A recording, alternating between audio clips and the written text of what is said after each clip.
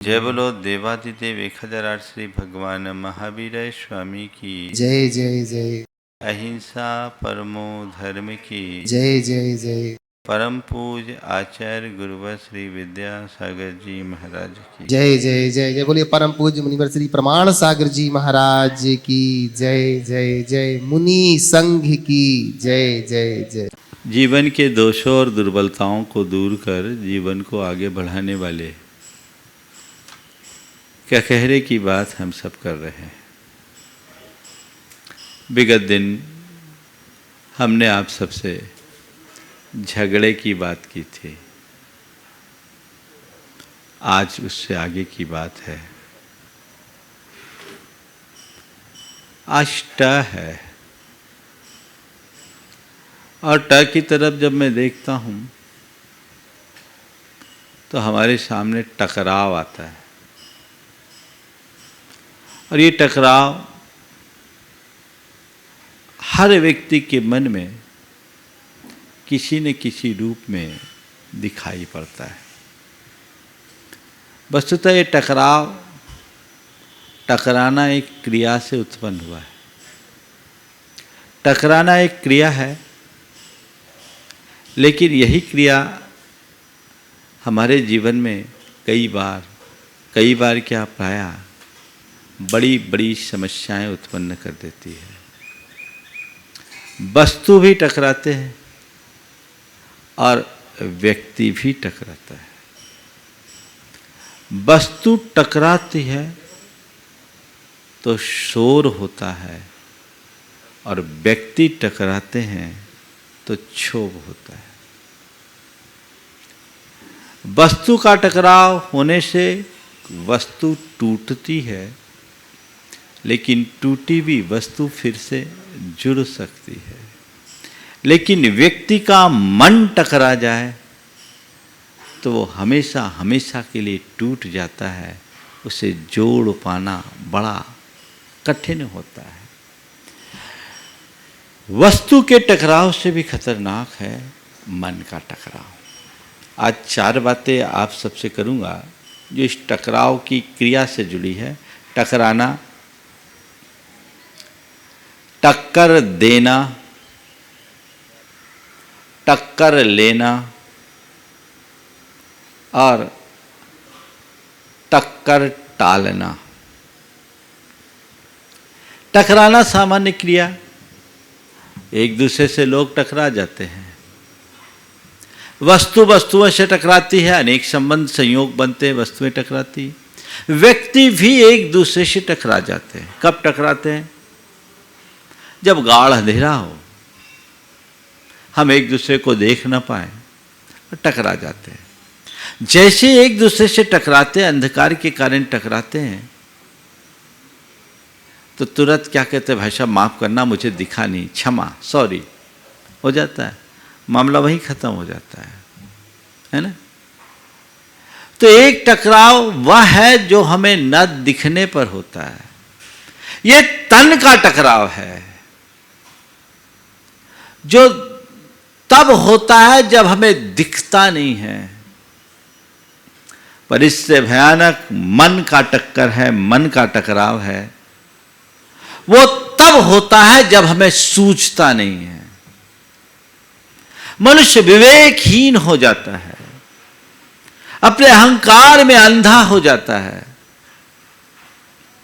तो बड़ी भयानक स्थिति होती है। एक दूसरे से टकरा जाते हैं और ये टकराव बहुत भयानक होता है। एक क्षण का टक्कर पूरे जिंदगी को चक्कर में डाल देता है। पूरा जीवन टकराव के साथ चलता है और फिर उससे व्यक्ति के संबंध आपस में चूर चूर हो जाते, तार तार हो जाते हैं। कहते हैं कांच टूट जाए तो गला के फिर से जोड़ा जा सकता है, पर दिल टूट जाए तो उसे जोड़ना बहुत कठिन है। मन में टक्कर आना ही नहीं चाहिए। अगर मन टकरा रहा है तो जरूर कहीं न कहीं हमसे कोई कमी है। तो हम टकराने की बात करें, 2 वस्तु टकराए, 2 व्यक्ति टकराए, लेकिन यदि उसे हमने वहीं खत्म कर दिया तो ठीक हो जाए। वस्तु टकराती है, टूटती है, तो फिर भी वो हमारे किसी न किसी काम की हो जाती है। एक मटका अगर टूट जाए तो कुछ नहीं है, तो खप्पर का काम का तो आ ही जाता है, लेकिन मन टूट जाए तो बहुत मुश्किल। ये टूटन क्यों है? ये टक्कर के कारण है। और ये टक्कर किसका है? अहंकार का टक्कर है। और अहंकारी क्या करता है? टकराता ही नहीं है, टक्कर लेता है और टक्कर देता है। टक्कर लेने का मतलब सामने वाले को छेड़कर अपने लिए चुनौती आमंत्रित करना। चुनौती आमंत्रित करना, हम तुम्हें टक्कर दे रहे हैं, यानी तुम्हें नीचा दिखाने का प्रयास कर रहे हैं। टक्कर देना, सामने वाले को नीचा दिखाने का प्रयास करना, अपनी श्रेष्ठता दिखाना, उसे पराभूत करने की कोशिश करना। यह सब किसी युद्ध के मैदान में हो तब तो चलता है, क्योंकि युद्ध तो कचित कदाचित होता है। लेकिन जब ये घर परिवार में ही हो जाए तो जीवन नरक बन जाता है।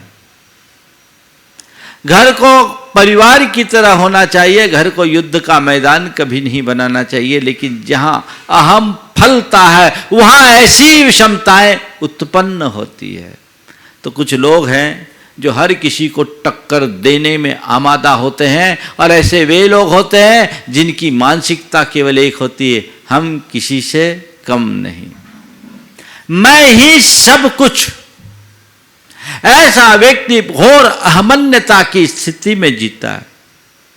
और जो व्यक्ति अभिमानी या अहमन्य होता है वो अपने आगे किसी को कुछ देखता ही नहीं, और उसके लिए वो चाहे जिससे पंगा ले लेता है, चाहे जिससे टकराने के लिए तुल जाता है, और उसकी स्थिति कभी कभी बहुत भयानक हो जाती है। हाँ, अपनी क्षमता को देखे बिना, अपनी हैसियत को देखे बिना आदमी कभी कभी किसी से टकराव लेने के लिए आगे बढ़ता है, और जब देखता है स्थितियाँ उल्टी है तो मुँह की खाता है।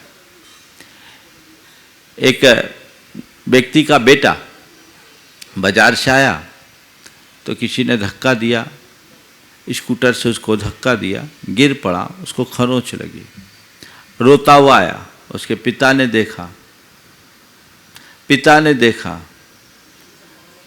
बेटे को खरोंच आ गई, तम आ गया। बोले कौन था? बोले वो स्कूटर वाला था उधर, चलो अभी देखता हूं मैं। और तमा कर गया, जाकर के देखा तो जो सामने वाला था वो बड़ा पहलवान था, पूरा नगर का पहलवान। उसको देखते ही घिग्गी बंध गई। बोले बस कुछ नहीं, कैसे आए? बोले बस भाई साहब आपके ही पास आए थे, आपको इस बात का धन्यवाद देने आए कि थोड़ा सा ही लगा है, बच्चे को ज़्यादा नहीं लगा। अच्छा है आप थे तो बच गया, कोई और होते तो पता नहीं क्या होता है। क्या हुआ? आया था सीना फुलाकर, हवा निकल गई क्योंकि सामने वाला भारी हो गया। तो कई बार लोग चाहे जिससे टक्कर दे देते हैं या चाहे जिससे टक्कर ले लेते हैं, और उसमें बहुत मुंह की खानी पड़ती है।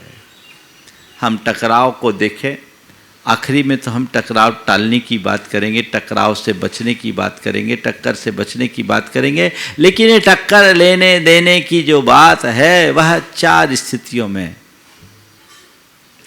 एक है वैचारिक टकराव, दूसरा है पारिवारिक टकराव, तीसरा है सामाजिक टकराव, और चौथा राजनीतिक टकराव। 4 स्तर के लोगों में अलग अलग टकराव होते हैं। इन सब का मूल है वैचारिक टकराव। जब लोगों के विचार परस्पर में मिलते नहीं, एक दूसरे के विचार एक दूसरे को जब थोपा जाने लगता है तो विचारों में संघर्ष उत्पन्न होता है, और वो वैचारिक टकराव कभी कभी अत्यंत विषम स्थिति को उत्पन्न कर देता है। दुनिया में जितने भी विषमताएं उत्पन्न हुई है पंथ बने हैं, मत बने हैं, ये सब इसी वैचारिक टकराव का कुपरिणाम है।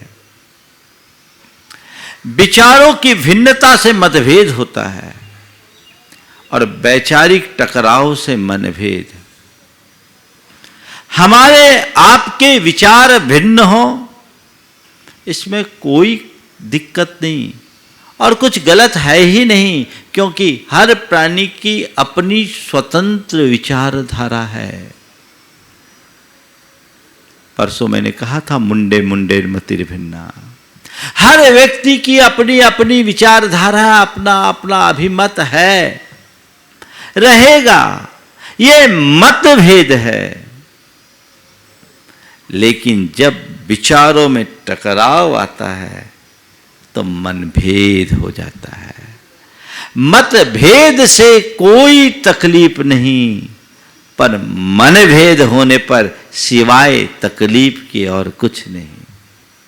जब हमारा किसी से मनभेद होता है तो उस व्यक्ति के प्रति पूर्वाग्रह बनता है, उसके प्रति द्वेषपूर्ण दुर्भावनाएं उत्पन्न होती है और ये पूर्वाग्रह से प्रेरित द्वेषपूर्ण दुर्भावना एक दूसरे के बीच बहुत बड़ी दूरी खड़ी कर देती है, खाई उत्पन्न कर देती है, जिससे जीवन की समरसता समाप्त होती है। संत कहते मतभेद हो मनभेद न हो। अपने विचारों को विनम्रता से रखो, पर किसी पर अपने विचार थोपने का दुराग्रह मत रखो। अगर तुम्हारा किसी से मन नहीं मिलता, तुम्हारी असहमति है, तो उस असहमति को अपने विनम्रता के साथ प्रकट करो, वो तुम्हारा धर्म है। लेकिन अगर किसी से कोई असहमति है तो उसके प्रति ऐसी आपत्ति दर्ज न करो कि सामने वाला बौखला उठे। उसका काम उसका है, मेरा काम मेरा है। मेरी जिसमें सम्मति है वो मैं स्वीकार करूंगा, जिससे मैं असहमत हूं मुझे वो स्वीकार नहीं करना। लेकिन मेरा यह आग्रह दुराग्रह ही माना जाएगा कि जो मुझे सम्मत है वह सबको सम्मत हो, और जिससे मैं असहमत हूं उससे सब असहमत हो। ये मनुष्य के उथलेपन की पहचान है और यही मनुष्य को अंदर से तोड़ती है। वैचारिक असम्मति हो उसे स्वीकार करो। किसके बल पर? वैचारिक सहिष्णुता के बल पर। सामंजस्य बन जाएगा। जब अभिमान आता है तो टकराव बढ़ता है। जब जब अभिमान आया है टकराव बढ़ा है, क्योंकि वो मनुष्य की सोच को संकीर्ण बना देता है। वो विचारों में मतभेद नहीं, विचारों में भेद ही पैदा कर देता है, मन में भेद पैदा करता है। ये अहंकार की परिणति, जिसकी चर्चा अभी थोड़ी देर बाद करूंगा। कई लोगों के परिवार में मतभेद होते हैं, पारिवारिक टक्कर। एक परिवार में दो परिवारों के बीच टक्कर, और दो परिवारों के बीच टक्कर जाने दो, एक परिवार की अनेक सदस्यों में टक्कर, बड़ा टक्कर होता है। वो एक दूसरे को नीचा दिखाने का कोई मौका नहीं चूकते। आपको क्या बताऊं, मैं एक जगह था, समाज के दो प्रमुख परिवार थे। किसी आयोजन के निमित्त बोली लग रही थी। अब बोली चालू हुई, एक ने लिया तो दूसरे ने भी बोलना शुरू कर दिया। मेरा वहाँ प्रवेश हुए 2-3 दिन ही हुआ था, ज़्यादा अनुभव नहीं था, लोगों से परिचय नहीं था। जैसे ही दोनों के बीच में बोलियाँ चढ़ने लगी तो अप्रत्याशित रूप से बोली बढ़ते गई। तो मैंने कहा आज तो बड़ी अच्छी बात दिख रही है, यहाँ तो बहुत ज़बरदस्त भावना है। तो धीरे से जो उस समय मंच का संचालन कर रहे थे बोले, महाराज इनकी टक्कर हमेशा कड़ी होती है, इनकी कड़ी टक्कर होती है। वो दोनों परिवार आपस में एक दूसरे के प्रतिद्वंदी, और संयोग तो दोनों का व्यापार भी एक, और दोनों बराबरी के, हम किसी से कम नहीं। तो व्यापार में भी एक दूसरे को टक्कर दे रहे हैं, परिवार में भी एक दूसरे के प्रति प्रतिद्वंद्विता है, और उस प्रतिद्वंद्विता का रूप इतना विकृत हो गया कि धर्म क्षेत्र में भी भावना से नहीं प्रतिद्वंदी बनकर सामने आ रहे हैं। कितना नुकसान। मैंने मन में सोचा, ये लोग धर्म करके भी कितना बड़ा नुकसान कर रहे हैं, इनका कितना बड़ा अज्ञान है। जिस धर्म क्षेत्र में अपने अहम को गलाना चाहिए, आज उसी धर्म क्षेत्र में आकर अपने अहम को पुष्ट कर रहे हैं। ये क्या है? टक्कर है। ये टक्कर क्या है? किसका? ये सब अहम का चक्कर है।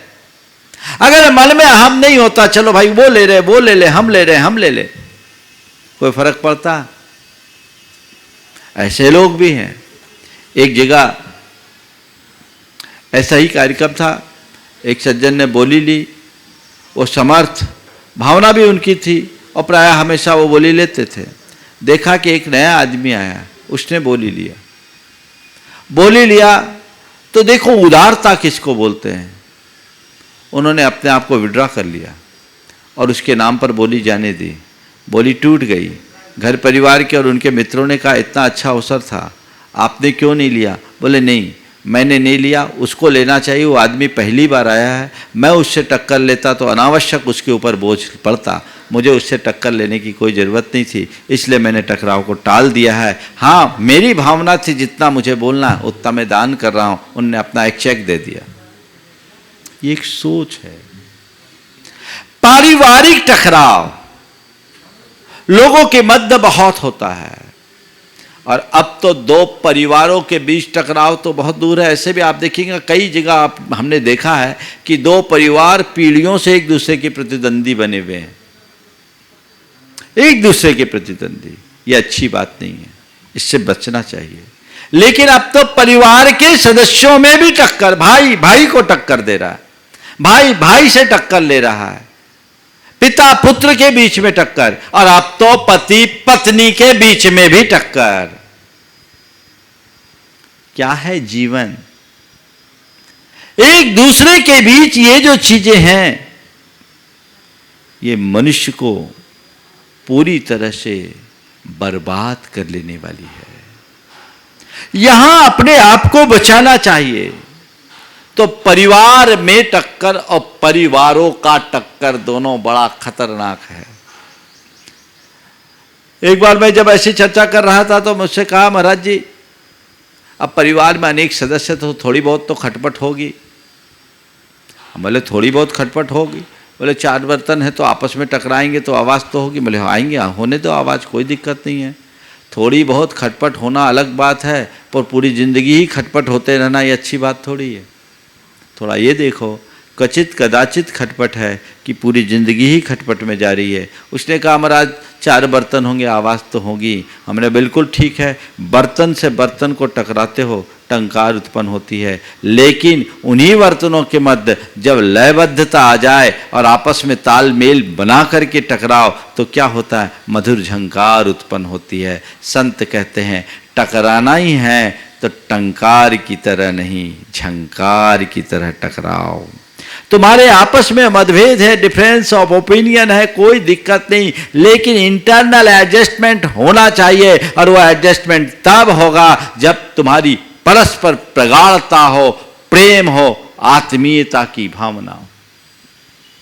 तो ये हो तो स्वाभाविक रूप से एक दूसरे से जुड़ जाओगे, ज्यादा कुछ कहने की जरूरत नहीं होगी। तो चीजों को उस तरीके से देखने वाले लोग टकराव से बचेंगे। ये पारिवारिक टकराव है, सामाजिक टकराव। समाज में भी लोग एक दूसरे के साथ टक्कर देते हैं, और हम तो कई समाजों में देखें अलग अलग दलबंदियां हो जाती है, और जब समाज में चुनाव होता है तो कितना टकरावपूर्ण माहौल बन जाता है, बड़ी गंदगी। एक्चुअल में ये यथार्थ है, जहां टक्कर होगा वहां टूटेंगे। अगर व्यक्ति किसी से टकराता है, व्यक्ति का मन टूटता है, परिवार टकराता है, परिवार टूटता है, और समाज टकराते हैं, समाज टकराता है तो समाज टूटती है। समाज के 2 दल होंगे। एक जगह चुनाव का माहौल था सामाजिक, बड़ा कशमकश। संयोग था मेरा 1 दिन पहले आना हुआ, मैंने देखा मतदान था, ऐसी कसम कस, ऐसी कसम कस, ऐसी कसम कस। मैंने कहा भाई मैंने जो देखा और समझा, इसको देख करके तो मैं यही कहूँगा, दोनों में कोई जीत जाए समाज हारेगी। दोनों में कोई जीत जाए समाज हारेगी, क्योंकि दोनों के मध्य टकराव इतना प्रगाढ़ है कि दोनों के कारण समाज दो भागों में टूट गई।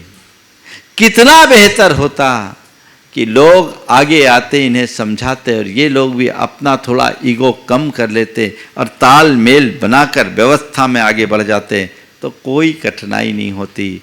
लेकिन कोई झुकने के लिए तैयार हो तब तो टकराव, और राजनीतिक टकराव से तो आप लोग सब परिचित हैं ही, है ना। जब चुनाव होता है तो कहते कांटे की टक्कर। तो ये टक्कर जो हमारे मन में प्रतिद्वंद्वता उत्पन्न करे, महाभयावह है, उससे बचना चाहिए। टकराव को टालना है और क्या करना है, समझौता को अपनाना है। हमें टकराव नहीं समझौता। कैसे करे? टकराव को टालने के लिए आज 4 बातें आप सबसे कहूंगा।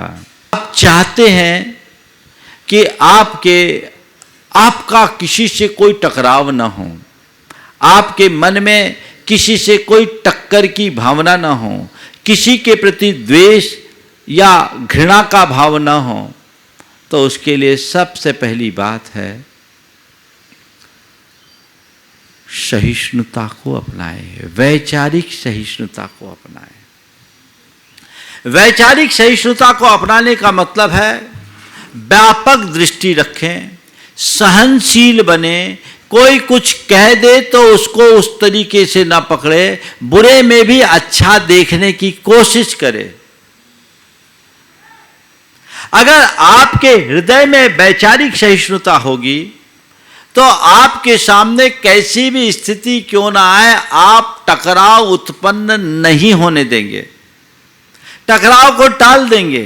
ठीक है, हो गया, मुझे समझ में आ रहा है कहीं भी ऐसी टकराव की स्थिति हो रही है तो हमें तालमेल बनाना है, इसको भी सुनना है, इसको भी सुनना है, इसको भी समझना है, इसको भी समझना है। दोनों पक्षों को सामने रख करके हम आगे बढ़ें तो दोनों काम हो सकता है। देखिए, वैचारिक सहिष्णुता से भरे लोगों के जीवन का क्या हाल होता है। एक बार एक प्रशासनिक अधिकारी मेरे पास बैठे थे, तो एक जिले के कलेक्टर थे। उन्होंने कहा कि महाराज जी, कई बार हम लोगों के सामने बड़ी विषम स्थिति हो जाती है। स्थिति ऐसी भयानक होती है, आपस में लोगों की बड़ी टक्कर हो जाती, सांप्रदायिक टक्कर हो जाती, राजनीतिक टक्कर हो जाती है, कभी कभी दंगे फसाद की स्थिति बनने लगती है। उस समय में हम लोगों को बहुत कई बार बहुत विषम स्थिति का सामना करना पड़ता है और छोटी छोटी बातों का बतंगड़ बन जाता है, समझ में नहीं आता क्या करें। मैंने उन्हें एक घटना सुनाई। हमने कहा देखो, आप एक प्रशासक हो और एक प्रशासक वही है जो बड़ी कुशलता से सारा काम करे और किसी भी स्थिति में टकराव को टालने की कोशिश करनी चाहिए। हुआ ये, महाराजा रणजीत सिंह के ज़माने की बात है। मुसलमानों का ताजिया निकल रहा था। ताजिया कुछ ऊंचा था, रास्ते में पीपल का पेड़ पड़ता था, उसकी डाल अड़ रही थी। अब ताजिया निकल रहा है, डाल अड़ रही है, डाल को काटे बिना ताजिया निकल नहीं सकता और डाल काटा नहीं जा सकता। दोनों पक्ष आमने सामने तलवारें खिंच गई। एक पक्ष कह रहा है कुछ भी हम ताजिया इधर से ही निकालेंगे, तो दूसरा पक्ष कह रहा है सैकड़ों गर्दन कट जाएगी पर डाल नहीं कटेगी। स्थिति विषम और भयावह। आप कल्पना कर सकते हैं कि उस स्थिति में क्या हो सकता है। अब क्या किया जाए, महाराजा को मालूम पड़ा। वे वहां पहुंचे, मामला को देखा और उन्होंने कहा न तो ताजिया लौटेगा न दाल कटेगी, जलूस यहीं से जाएगा। न तो ताजिया लौटेगा न दाल कटेगी, जलूस यहीं से जाएगा। सब लोग सकते में कि क्या होगा। उन्होंने कहा कुछ नहीं, दोनों पक्ष 200 हाथ पीछे जाओ। अब राजा गया, उन्होंने दोनों पक्षों को 200 हाथ पीछे कर दिया, सब पीछे हट गए। उन्होंने मजदूर बुलवाए 100 और जमीन में गड्ढा करवाया ढाल बनाकर। कुल 6 इंच टकरा रहा था, उनने 1.5 फीट गड्ढा कर दिया। ताजिया निकल गया, ताजिया भी सलामत और डाल भी सलामत। ये है सही प्रशासन। और ये कब होगी? जब व्यक्ति के हृदय में वैचारिक सहिष्णुता होगी और मन में उदारता, जिसकी चर्चा भी मैं करने जा रहा हूं। कभी ऐसी बात अटक जाए तो आप अड़ने की जगह रास्ता निकालने का सोचो। अरे हम पीछे नहीं हटेंगे, थोड़ा तुम हट जाओ, थोड़ा तुम हट जाओ, बात भी बन जाए और काम भी हो जाए। वस्तुतः टकराव तब आता है जब व्यक्ति का अहम पर चोट पड़ती है। उसे लगता है कि मुझे कमतर आंका जा रहा है, मेरी बात को नजरअंदाज किया जा रहा है, या मुझे खुद इग्नोर किया जा रहा है, मेरी उपेक्षा की जा रही है। तो उस समय उसका मन बड़ा क्षुब्ध हो उठता है और उसी क्षोभ से टक्कर की स्थिति प्रकट होती है। लेकिन उस समय सामने वाले के मान को सुरक्षित रखते हुए अगर कोई समाधान परक रास्ता ढूंढा जाए तो टकराव टल सकता है, टाला जा सकता है, टालना चाहिए। तो वैचारिक सहिष्णुता टकराव को टालने का पहला रास्ता। दूसरा है उदारता। मन में उदारता हो, कभी टकराव नहीं आएगा। जब व्यक्ति उदार होता है ना, तो छोटी मोटी बातों को पकड़ता नहीं, वो त्यागने के लिए तैयार होता है, तत्पर होता है। एक परिवार, 4 भाइयों का परिवार। अब चारों भाइयों में पिता की मृत्यु के बाद संपत्ति को लेकर के बड़ा कड़ा संघर्ष है, बड़ा प्रबल मतभेद भी हो गया था, खींचातानी जबरदस्त थी। लेकिन उस परिवार के बड़े भाई ने जब देखा कि चंद संपत्ति के पीछे मेरा पूरा घर भी नष्ट हो रहा है, ये ठीक नहीं। उन्होंने कहा, तीनों भाइयों को अपने पास बुलाया, बैठा और कहा, देखो भाई, आज मेरे मन में एक विचार आया, भाव आया। बोले क्या है? मेरे मन में ये भाव आया कि हम इस संपत्ति के लिए लड़ रहे, ये ठीक नहीं। हमारे पिता की समय की ये संपत्ति है, आज पिताजी नहीं है, पर उनके जाने के बाद हम लोग आपस में लड़ेंगे तो उनकी आत्मा को शांति नहीं मिलेगी। मैंने एक बात सोचा है और मुझे लगता है उसे मान लो तो सब कुछ ठीक हो जाएगा। मैं ये सोच रहा हूँ कि हमारी संपत्ति है, उसमें 4 भाग करो और एक सबसे छोटा भाग मुझे दे दो और सबसे बड़ा भाग मेरे सबसे छोटे भाई को दे दो, क्योंकि उसके मन में लालसा ज़्यादा थी। बोले बाकी जो बचा है वो आप दोनों ले लो, मेरा अब क्या है, मेरे पास ज़्यादा अब कुछ बचा भी नहीं, मेरी उम्र भी हो गई और मुझे लगता है कि अब जितना अंश आप लोग दोगे उतने में भी मेरा काम हो जाएगा, क्योंकि मेरे बच्चे अब समर्थ हो गए हैं, वो कुछ न कुछ कर लेंगे, हम उठ कर के खड़े हो जाएंगे। पर मुझे ऐसा लगता है कि छोटे के लिए अभी 2 बेटियां भी हैं, उसके हक में हम सबको त्याग करना चाहिए और वो शायद इसीलिए इस तरह का आग्रह कर रहा है। मेरा प्रस्ताव है, आप सब इसे मान ले तो बहुत अच्छा होगा। जितनी उदारता से उन्होंने बात की, शेष भाइयों को भी ये बात समझ में आई। लेकिन देखो उदारता व्यक्ति के हृदय को कैसे परिवर्तित कर डालती है। छोटा भाई जो इस बात को लेकर सबसे ज़्यादा उतावला था और लड़ाई कर रहा था, उसने कहा नहीं भैया ऐसा नहीं होगा, आप बड़े भाई हो, आपने इस व्यापार को सबसे ज़्यादा इस स्थिति में ला कर के खड़ा किया है, ऐसा नहीं करते, हम बराबरी से कर लें। बड़े भाई ने कहा बेटा देख, बड़ा बड़ा होता है, छोटा होता है, संपत्ति में बराबरी हो सकती है लेकिन उम्र में किसी की बराबरी नहीं हो सकती। मैंने जो तुमसे कहा वो करो, मुझे उसकी ज़रूरत नहीं, मुझे दिख रहा है कि तुम्हें इस बात की आवश्यकता है, तुम इसे स्वीकार करो। बस मेरा तुमसे केवल इतना ही कहना है कि ये तुम इतनी उतंडता करके जो ले रहे हो, यदि यही बात तुम अलग से आकर के बोले होते तो शायद हम लोगों में और ज़्यादा आनंद होता। एक व्यक्ति की उदारता से कितना बड़ा सामंजस्य बन गया। चुटकी भर उदारता बड़े बड़े संग्राम को समाप्त कर देती है।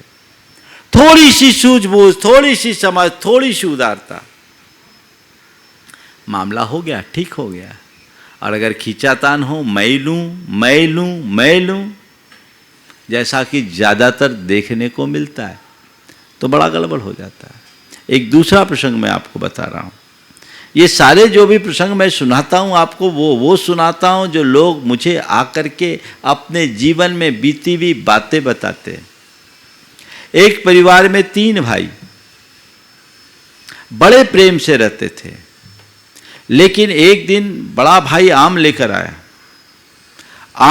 आया और एक साथ बड़े भाई का बेटा और छोटे भाई का बेटा दोनों उसकी तरफ लपके। छोटा भाई जिसका बेटा जिस तरफ था उस हाथ में बड़ा आम था और उनका बेटा जिस तरफ था उस हाथ में छोटा आम था। उनने हाथ को क्रॉस करके छोटा आम छोटे बड़े भाई के बेटे को दे दिया और बड़ा आम बड़े भाई के बेटे को दे दिया। छोटे भाई ने उसी दिन देखा और देखते ही अपने पिता के पास पहुंचा। कहा पिताजी आज हम सबको अलग होना है और आज ही अलग होना है। पिता ने कहा क्या बात हो गई, आज तक तो अपने घर में कुछ खटपट हुआ नहीं, तुम अलग होने के। बस मैंने कह दिया आज ही अलग होंगे और सब कुछ मेरी शर्तों के अनुसार होगा। पिताजी बड़े चकराए, ये तो बड़ा गड़बड़ है, क्या करे कैसे करे, कुछ समझ में नहीं आ रहा है। मैं मेरे ही शर्तों पर होगा। पिताजी ने समझाने की कोशिश की, नहीं माना। रात के 11 बजे आखिरकार बैठे तीनों भाई और पिता, और फिर बोला बोल अब तेरे को अलग ही होना है तो क्या करना है। बोले पिताजी अपने पूरी संपत्ति के हम 3 हिस्से करेंगे और एक हिस्सा 50% होगा, एक हिस्सा 30% होगा और एक हिस्सा 20%। सब चीज़ों का असेसमेंट करके 50% एक तरफ, 30% एक तरफ, 20% एक तरफ। सोचे अब क्या करेगा ये। उन्होंने कहा, बेटे ने, तीसरे भाई ने कहा ये जो 50% है ये बड़े भैया को मिलना चाहिए, क्योंकि बड़े भाई आज से 25 वर्ष पहले से इस व्यापार में संलग्न है। हमारा जो व्यापार बड़ा है उसमें बड़े भैया का योगदान है। हम लोग तो जब स्कूल में पढ़ते थे तब भैया व्यापार में आ गए, इसलिए भैया ने इस व्यापार में योगदान दिया है, ये हिस्सा बड़े भाई को मिलना चाहिए। हमारे बीच के भाई आज से 8 वर्ष पहले से इस व्यापार में लगे हैं, तो उनके लिए 30% का हिस्सा मैं चाहता हूँ उनको दिया जाए। और ये मेरा इस व्यापार और परिवार की संपत्ति को बढ़ाने में कोई बहुत बड़ा योगदान नहीं है। मैं तो अभी 2-3 वर्षों से ही व्यापार में सम्मिलित हूँ, इसलिए मैं चाहता हूँ मुझे केवल 20% मिले, इसके अलावा कुछ नहीं। बस ये 20%। पर तुमने ऐसा किया क्यों? बोला मैंने इसलिए किया कि आज देख लिया मेरे भैया के मन में कहीं ना कहीं पक्षपात आया है और ये पक्षपात पूरे घर को फोड़ देगा, इसलिए मैं नहीं चाहता। आप सोच सकते हैं ऐसा बंटवारा कभी सुना होगा? जिसके हृदय में उदारता होती है वो इससे भी ऊंचा आदर्श उपस्थित कर सकता है। तो वैचारिक सहिष्णुता हो, उदारता हो।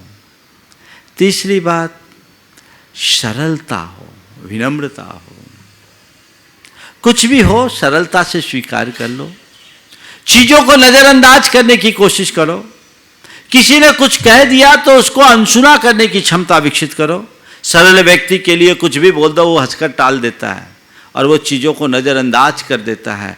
ठीक है, जैसा है सो है। बड़प्पन इसी को बोलते हैं। जो छोटी छोटी बातों में उतावला हो जाता है वो उथलेपन की पहचान है। बड़प्पन वह है जो बड़ी बड़ी बातों को भी सहजता से पचाने में समर्थ हो। एक बार गधे ने शेर से कहा, दम है तो मुझसे लड़के बताओ। गधे ने शेर से कहा, दम है तो मुझसे लड़के बताओ। शेर ने उसकी बात को अनसुना कर दिया। शेर ने उसकी बात को अनसुना कर दिया।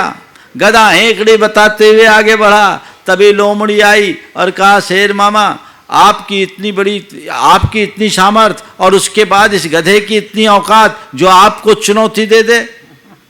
आपके सामने गधे की इतनी औकात जो आपको चुनौती दे दे, आप गधे को सबक नहीं सिखा सकते। उसने कहा, लोमड़ी देख, बात केवल इतनी सी है। गधे और मेरे बीच में अगर लड़ाई होगी, मेरे और गधे के बीच में लड़ाई होगी तो गधे को हारना तय है। और मैं गधे को हरा भी दूंगा तो क्या होगा, शेर हूं, गधे को हराया, गधे को तो हारना ही था। लेकिन देखो, लड़ाई आखिर लड़ाई है। कहीं गधे का कोई दांव मुझ पर पड़ गया और दांव मर्मघाती हो और मैं मर गया तो मेरी जग हंसाई होगी। दुनिया यही कहेगी, अरे देखो बड़ा शेर बना फिरता था, गधे ने मार दिया। इसलिए उससे न भिड़ने में ही मेरी भलाई है। समझ गए? तो जब कभी ऐसी चुनौती परक बात आए ना, सरल चित्त से उसे नजरअंदाज कर दो। वहीं के वहीं उसे समाप्त करने की बुद्धि जगा लो। मामला को खींचने मत दो, सरलता अपना लो, काम खत्म। ठीक है, ये मामला यही रफा दफा।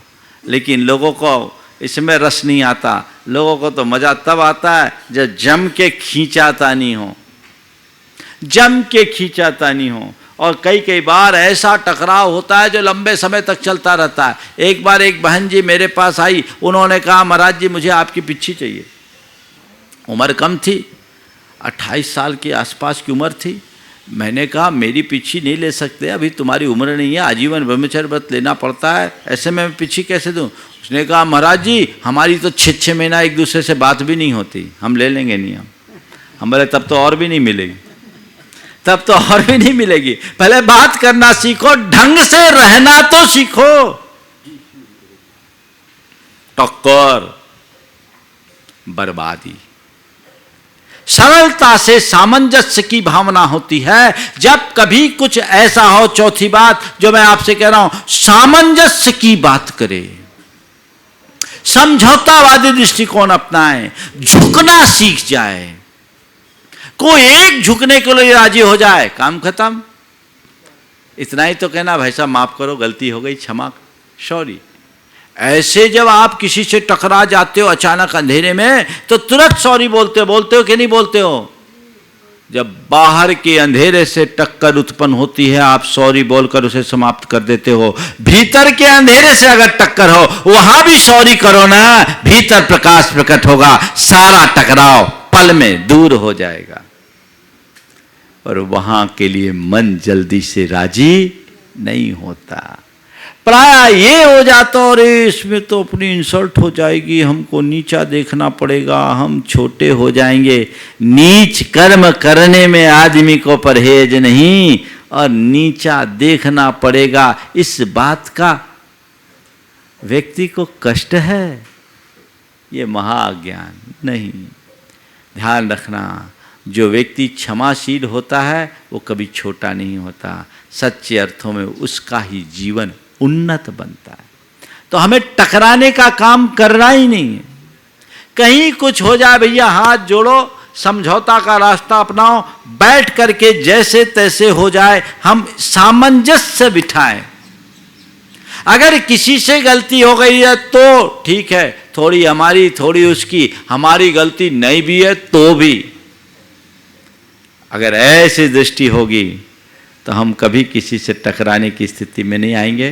तो हमें टकराना नहीं, टक्कर देना नहीं, कोई टक्कर दे तो हमें लेना नहीं, जैसे गधे ने शेर को दिया था, हमें लेना नहीं। आजकल तो थोड़ा कुछ बोल दे तो देखो क्या होता है, सब गधे की चुनौती खा रहे हैं, टक्कर ले रहे हैं और हाल खराब कर रहे हैं।